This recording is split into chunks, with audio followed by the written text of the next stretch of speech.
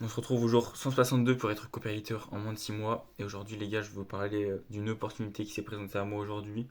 Comme je vous l'ai dit, j'avais un appel de vente à 14 heures. Et c'était un appel de R2 où je devais proposer le prix au client. Il était OK pour l'appel de R1. Dans l'appel de R1, il était OK par rapport à mon offre, il était intéressé, etc. Malheureusement, ça s'est pas passé comme prévu. Je l'ai pas closé. Je l'ai pas closé. En revanche, j'ai proposé. Enfin, je sais même pas lui qui. C'est même pas moi qui lui ai proposé, mais c'est lui qui m'a proposé plutôt une offre sous forme de pourcentage. Alors au départ, j'étais pas trop chaud. Mais avec le contexte, il faut savoir que c'est un mec qui a déjà investi 700 euros en ads. Euh, j'ai confiance sur le fait qu'il mette de l'acquisition de trafic, il paye de la publicité. Donc, j'ai décidé de prendre le risque. Sachant que c'est pas le genre de client qui va pas lancer le truc, qui va laisser ça dormir. Il m'a dit qu'il voulait absolument lancer le tunnel pour lundi prochain, soit une semaine. Donc là, j'ai une semaine pour faire un tunnel de vente entier. Et en fait, si ça fonctionne, il va me rémunérer à ma juste valeur.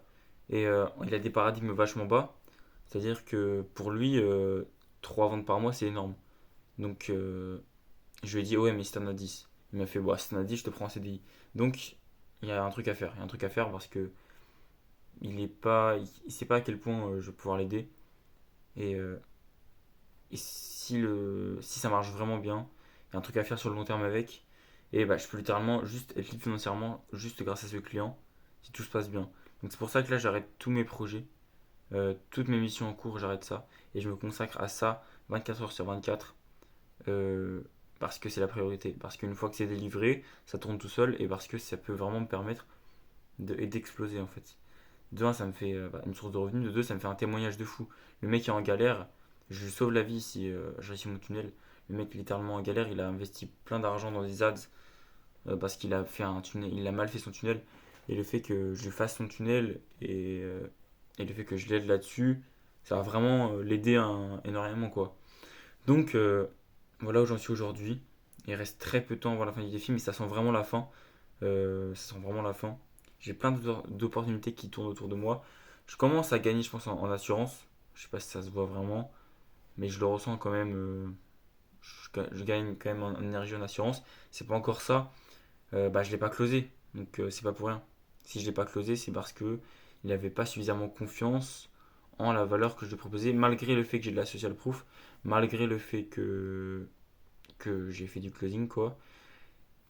Il a pas investi. Il a pas investi. J'aurais peut-être pas dû accepter cette offre au pourcentage. Mais je pense qu'il y a à prendre. Je prends des risques s'il faut. Et là, c'est vraiment une période où vraiment je fais que bosser. Je suis allé à la boxe ce soir, mais sinon, je fais que ça.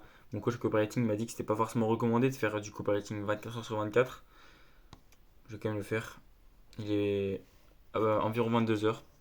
Demain, je vais me lever le plus tôt possible. Peut-être vers 4-5 heures. Je vais bosser tout le temps. Vraiment parce que là, le tunnel, je dois le faire le plus rapidement possible. J'ai pas de temps à perdre. Et s'il est fait, je peux mettre vraiment bien. Je peux mettre vraiment vraiment bien. Donc, bon, c'est marrant parce qu'hier, je disais qu'il fallait pas trop se mettre la pression. Mais dans des moments comme ça, il faut savoir se bouger quoi. Donc, je parle pas plus et je retourne dormir et après travailler. Ciao ciao.